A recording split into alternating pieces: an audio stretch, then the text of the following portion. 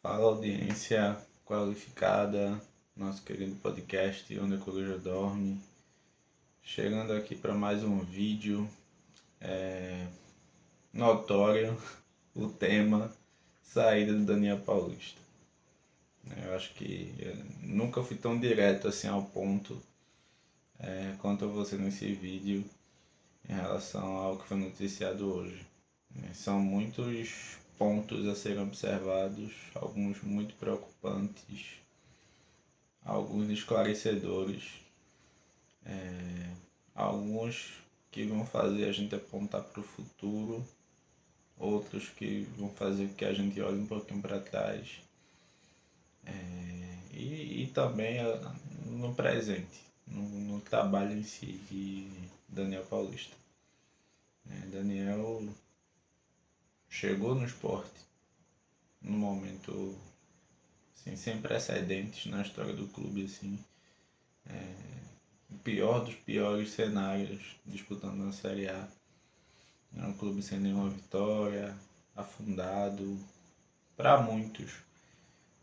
Quando Daniel chegou, o Sport já estava rebaixado para a Série B, apesar de matematicamente ainda ter uma possibilidade interessante até. Eu acho que na época que Daniel chegou, se o Sport tivesse um aproveitamento de 50%, nada assim, arrancada histórica, espetacular.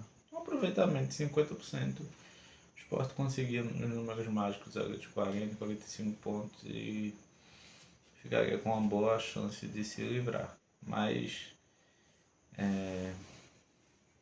o que foi dado a ele de condições para que ele fizesse isso fez com que tudo se tornasse muito mais difícil. Até as próprias escolhas do próprio Daniel Paulista também. Ele esbarrou também em algumas situações nas suas próprias escolhas, nas limitações que ele tinha de material humano, mas também limitações táticas. A gente não pode menosprezar o fato de um clube trazer um treinador para dar um up na campanha. Ele deu um up, né? Porque pior do que estava realmente não poderia ficar. Mas Daniel deixa o clube com ali cerca de 25% de aproveitamento. Muito pouco para você referendar um trabalho, dizer que ele chegou aqui e o Sport esboçou uma reação. Eu diria isso se ele tivesse saído do Sport ali com uns 40%, por exemplo. Pelo menos uns 40% de aproveitamento. Aí talvez eu pensasse que teve uma reação tardia, chegou tarde demais, perdeu tempo com Antônio Oliveira, mas assim, com esses números, faz com que não seja o caso.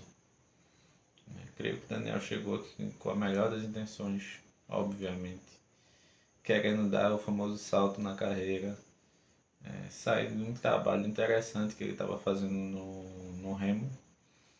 Remo está aí prestes a subir.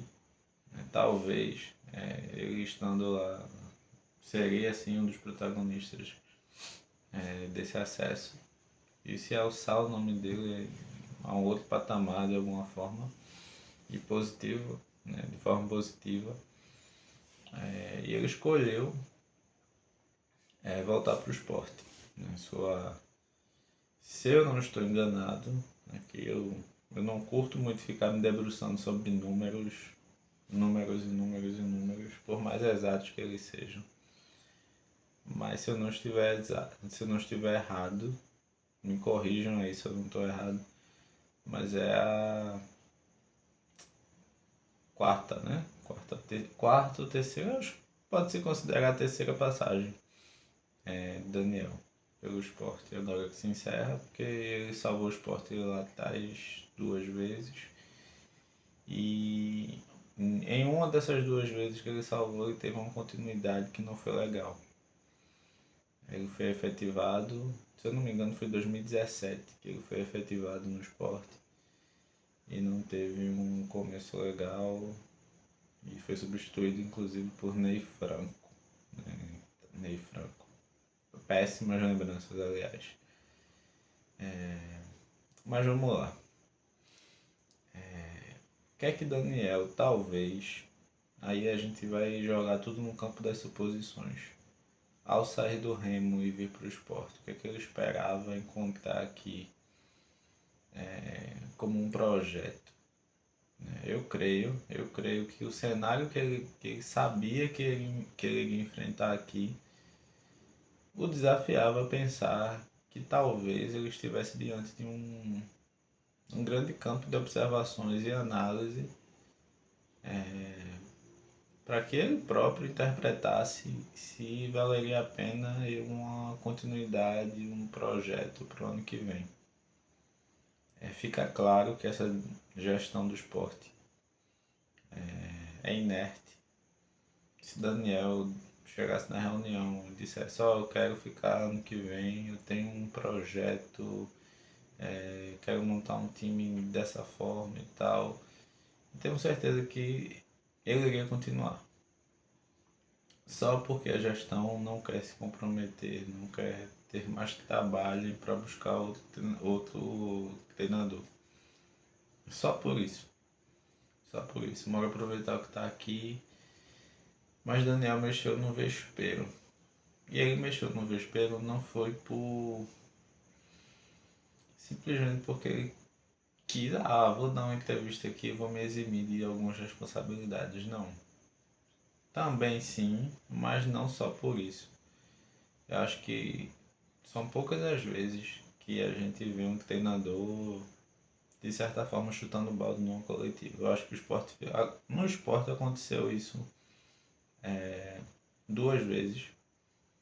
Antônio Oliveira, às vésperas de sair, acho que no último jogo dele, que foi contra o Mirassol, antes da parada do Mundial, ele deu uma entrevista coletiva bem forte também, indicando que não tivesse comprometido não iria continuar, e jogando várias indiretas para o que poderia estar acontecendo ali em relação ao comprometimento de alguns atores do processo. Acho que foi direcionado também a alguns jogadores e foi direcionado à gestão, à organização do trabalho.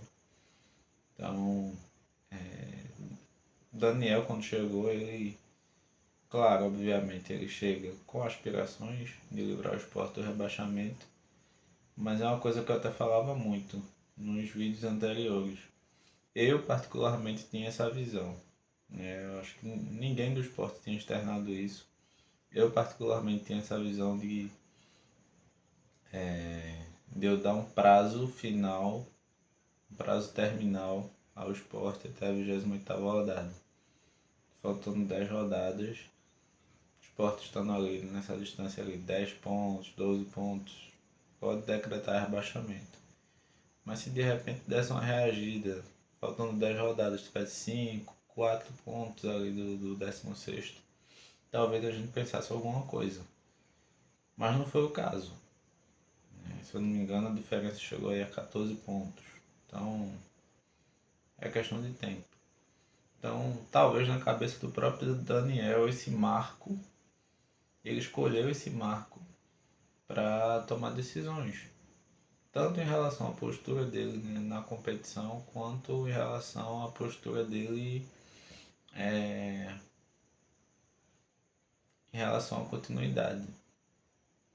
Em relação ao ano que vem, como poderia ser no ano que vem, o que é que ele poderia agregar no ano que vem ao projeto do clube, se é que o clube tem um projeto. Então, assim, 2 coisas me preocupam nesse cenário. É um treinador que olha para o esporte em 2026. E esse treinador é Daniel Paulista. Com todo respeito a Daniel Paulista. Mas não é um treinador... Não é um Roger Machado, vamos dizer assim. Que está chegando aqui e está dizendo, não vale a pena eu continuar, não vale a pena ficar no esporte em 2026. É um Daniel Paulista.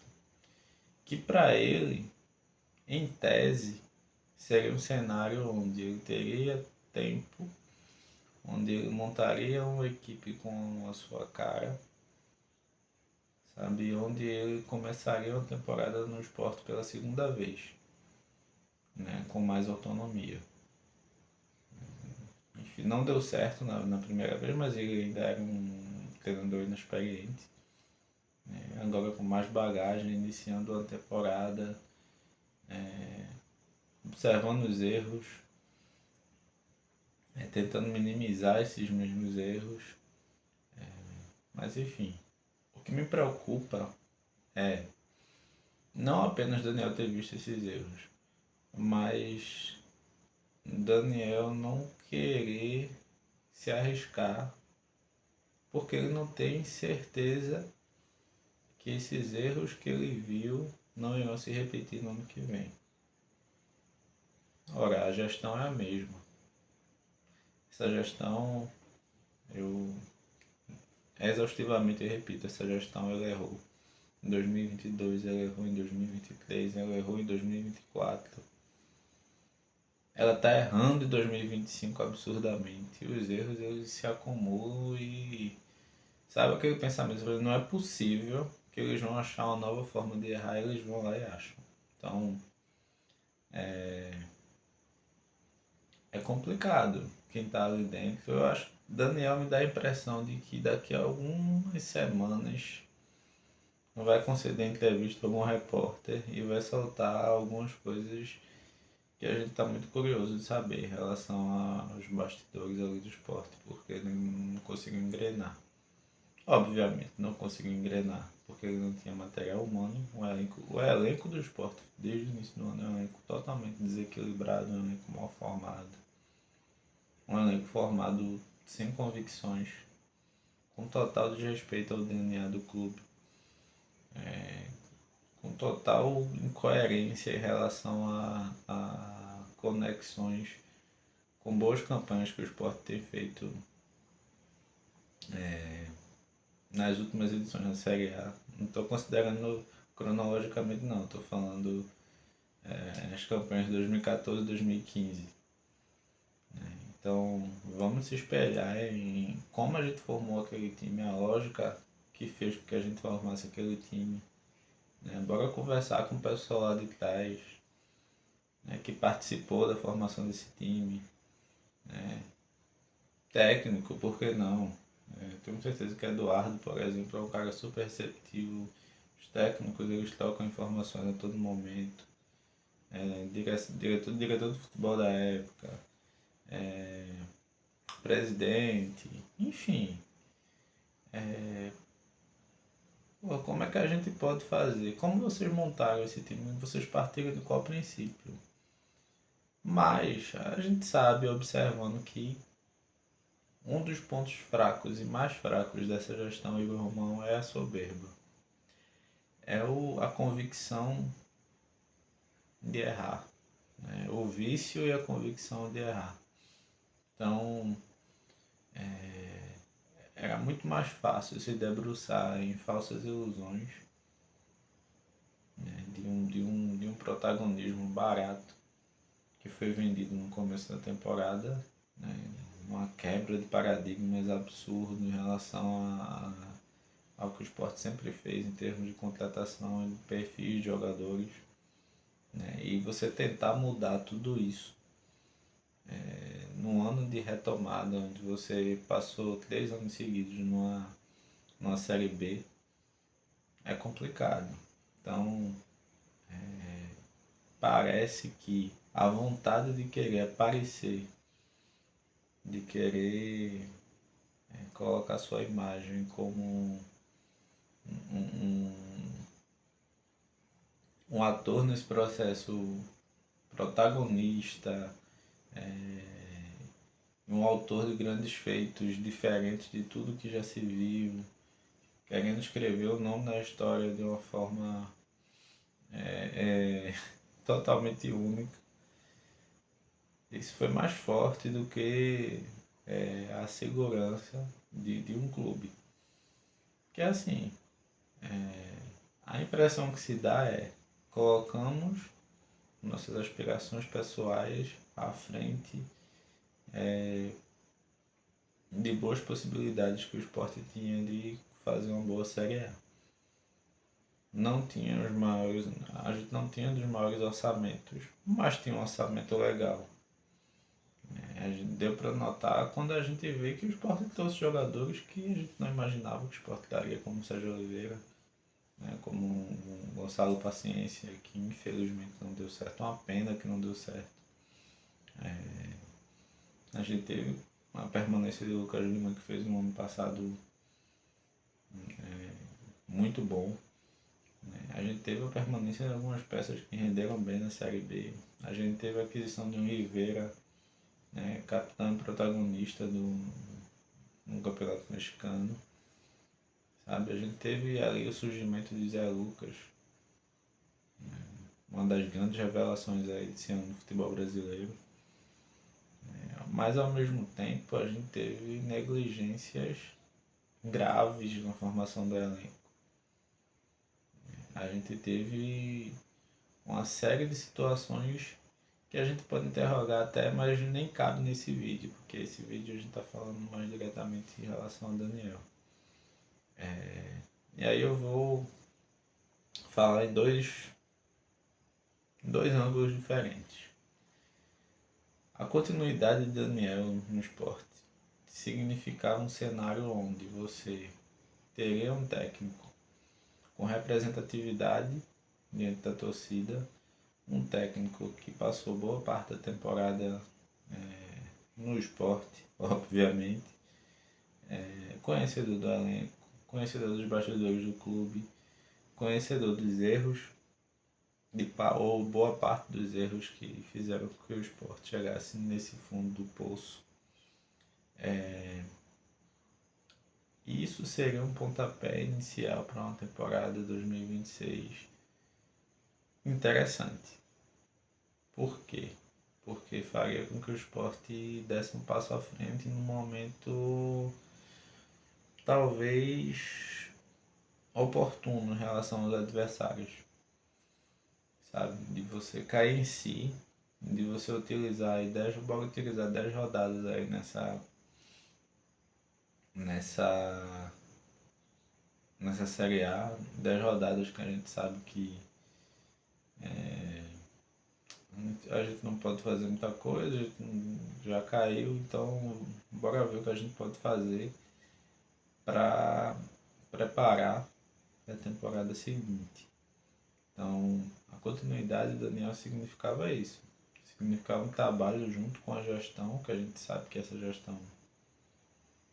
Quer dizer, a gente não sabe, né? A gente sabe de Yuri Romão que vai permanecer, né, até, né, que Deus guie o coração e a mente dele para que ele entenda que ali não é o lugar dele.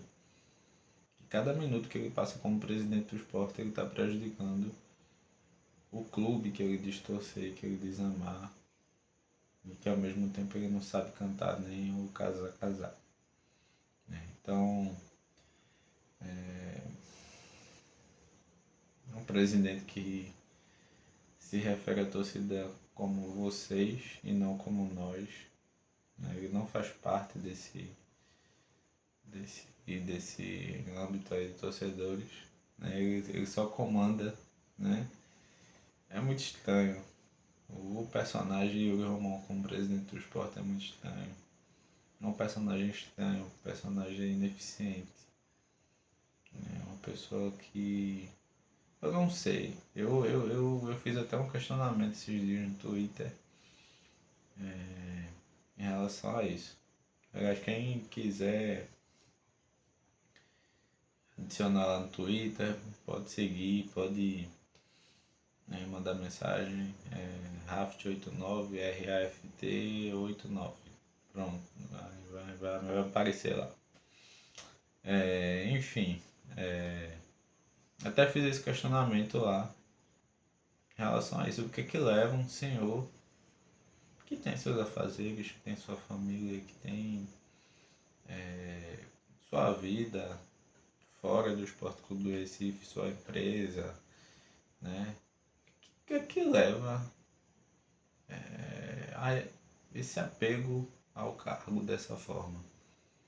Né? Ele não entender que ele não consegue mais exercer a função como se deve. Bora preparar aqui uma transição. Eu estou desgastado, eu já cheguei aqui ocupando um lugar inicialmente que nem era para eu estar, porque foi a base de situações não convencionais, mas depois ganhei a eleição, sabe-se lá como, mas eu não sou capaz, sabe? Reconhece a incapacidade, né? Coloca o clube à frente do seu ego e segue o baile. Vai ter sua vida em paz, a vida de sua família em paz. Eu acho que teve até um episódio de carro de som na frente da casa dele que ele estava reclamando. Sim, ele não precisa passar por isso. Então, é estranho esse apego, sabe, a um cargo que está tão claro que não pertence àquela pessoa de uma forma visceral. Não é uma coisa que ele está ali de uma forma, eu amo esse clube, eu estou aqui para fazer o meu melhor, tenho ideias massas, não estou perdido. Não é o caso de Wilmer, ele está perdido, ele não sabe o que faz, ele não sabe delegar funções, ele não entende futebol. Publicamente, um presidente que diz que não entende futebol. Então, isso faz com que decisões como a de hoje, a saída de Daniel Paulista, a gente comece a questionar também se não passa por isso. De um treinador que talvez tivesse um projeto ali no clube, mas não viu confiança na gestão em continuar. Para mim, esse seria o ponto positivo de uma permanência de Daniel. De um início precoce de um planejamento para a temporada 2026. Seria importante para o esporte. Ao mesmo tempo, a saída de Daniel Paulista implica a chegada de um nome com mais peso e que talvez seja o ideal para o esporte na temporada seguinte, que vai ser uma temporada de muita pressão. O torcedor do esporte acho que nunca sofreu tanto quanto sofreu em 2025. Nunca terminou uma temporada assim tão triste, tão chateado com o time como um todo, como vai terminar em 2025. Então 2026 vai começar com uma pressão enorme em todas as competições que o esporte disputar. Então não é qualquer comandante, não é qualquer treinador que vai dar conta disso não. Então, observando por uma ótica de que Daniel não é um nome tão pesado no cenário de disputar acessos, ele conhece o cenário do esporte, conhece a pressão da torcida e tudo mais. Mas seria até para ele um cenário totalmente novo, de início de trabalho à base de uma pressão absurda.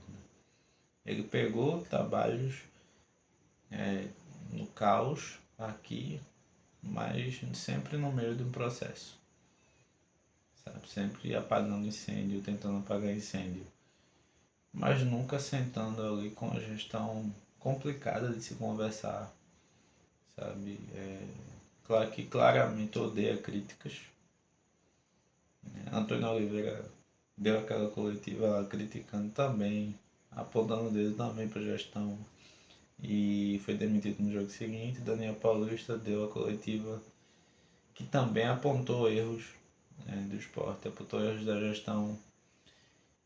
E Daniel saiu agora. Coincidência? Não, não é coincidência. É uma gestão que assustadoramente também pode apontar para vou trazer um técnico que não me dê trabalho nesse sentido.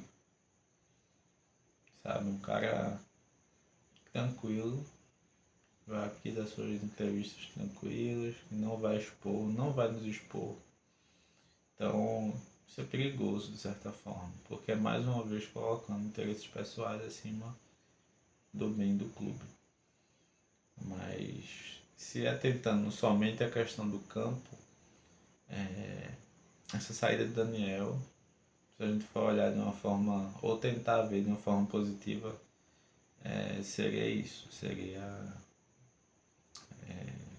um indicativo da chegada de um nome de mais peso, de um treinador que talvez já tenha acessos aí no seu currículo, experiente em Série B, sem ser aventureiro, porque muitas vezes tem um treinador que é até interessante, mas seria interessante para uma Série A, para uma Série B, ele já vai tentar fazer coisas que não cabem muito. É uma competição muito peculiar, então o Sport tem que ter cuidado com isso. Mas o mais importante vai ser muito complicado. Eu acho que provavelmente o Sport vai terminar essas últimas, creio que 9 rodadas, não é isso? Eu acho que 9 rodadas, com o César Lucena ali de interino. Vai se criar uma indefinição enorme em relação à chegada de um técnico. Como tudo que acontece com essa gestão, ela é assim, é uma novela para se resolver. Então, alguns nomes estão disponíveis aí no mercado, já estão sendo especulados e ventilados, não especulados pela gestão, a gente não sabe, mas pela torcida nas redes sociais, o nome de Tencate, o nome de Seabra, né? Tem muita gente falando até Hélio dos Anjos, pelo amor de Deus, que ainda não resolveu sua renovação no Náutico. Enfim, até o Sport definir o que é que ele quer em 2026, aí ele vai começar a definir essa busca por um treinador.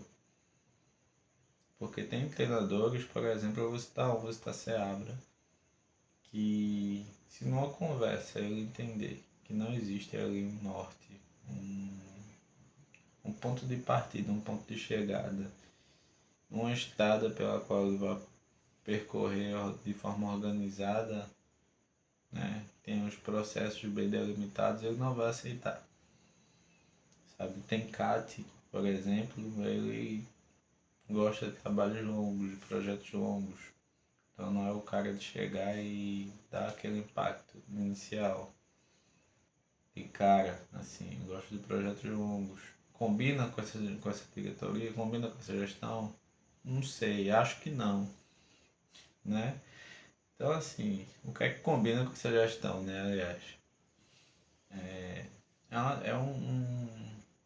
Sim, minha opinião como torcedor, que o Sport, como sempre, vai entrar em 2026 na Série B como protagonista em busca do acesso, em busca do título, né? Ah, mas problemas financeiros, mas isso, aquilo. Várias vezes o Sport já entrou na Série B, situações muito ruins financeiramente, mesmo assim foi protagonista. Isso não implica um cenário diferente. Então, a busca por um técnico tem que ser a busca por um cara que tenha acessos no currículo, que tenha títulos no currículo, um cara com nome que seja respeitado no vestiário,